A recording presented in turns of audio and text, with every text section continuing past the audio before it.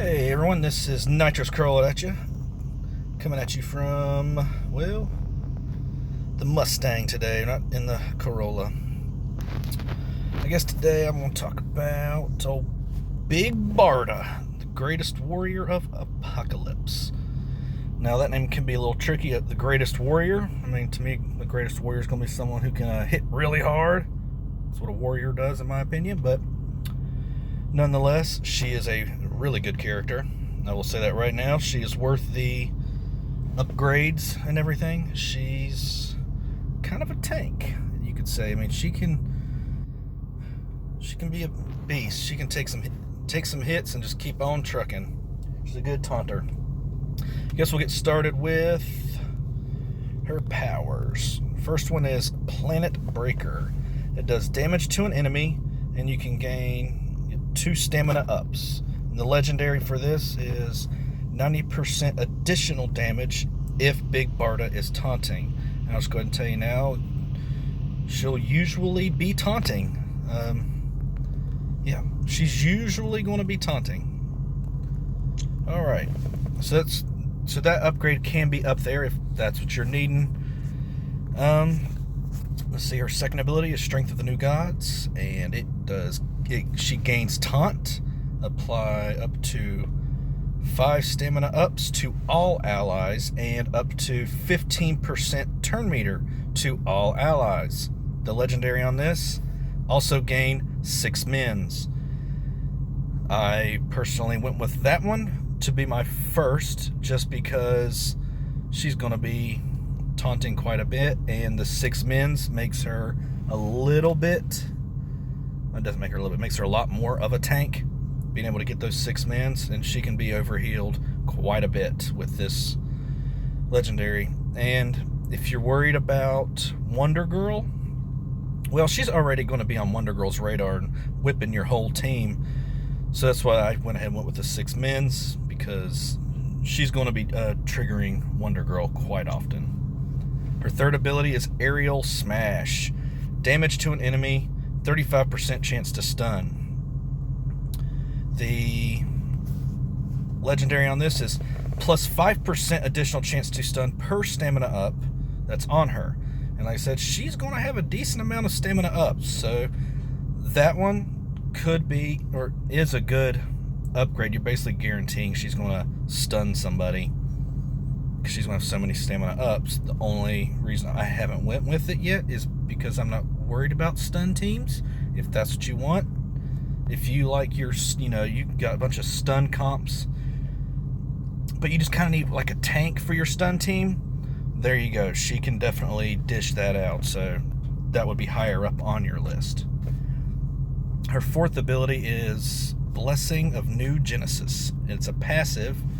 It's a 70% chance to gain up to 30% turn meter and 2 mins each time Big Barda takes damage. And the legendary on this is 30% chance to use the Strength of the New Gods after this has procced. So basically, you have a 30 every time because she's going to be taunting, she's going to be getting hit. So you have 1 out of 3, basically, she's going to trigger Strength of the New Gods, which is going to give her mins and stamina ups and turn meter up to everybody on her team. So I went with that one second, because 2 and 4 work really well together. I would say if you only had her to L2, 2 and 4 is the best bet. But like I said, it's all up to what teams you need or what you need her for. And the last ability here is Resilience of Apokolips. It's another passive.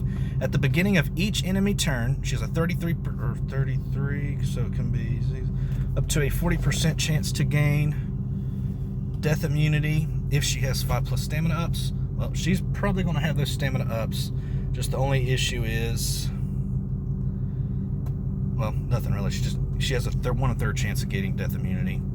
The upgrade on this is apply 3 permanent stamina ups and 3 mins to all allies when an ally revives. So if you have that comp, where you got a good Lobo or something like that, that could work well for you.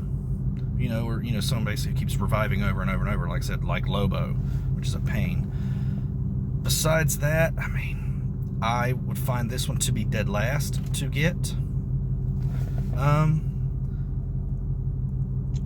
Because I find the others to be better. So me, I went with 2, then 4, then 1, then 4 for the extra chance to stun. And then number 5 is definitely last. About 2 and 4, I would say, is your go-to, and then 1 and 3 are kind of debatable depending on what kind of team comps you want. But 2 and 4, you definitely would want to pair together because it makes her a tank. I mean, she can just keep on taking the hits, and she just basically strengthens up your whole team, or gives them stamina ups to make them more viable, and also turn meter up to everybody on your team. So, but like I said, she is definitely a very good tank on the team. And if you go with the stuns, she can stun too, which is nice.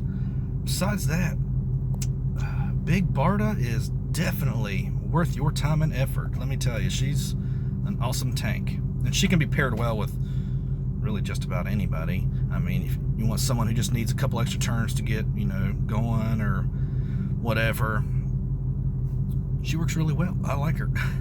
You can see she gives stamina up, so you could put her on, AWLX team. You could put her with Ares. You could put her, I mean, there's so many people. And obviously Mr.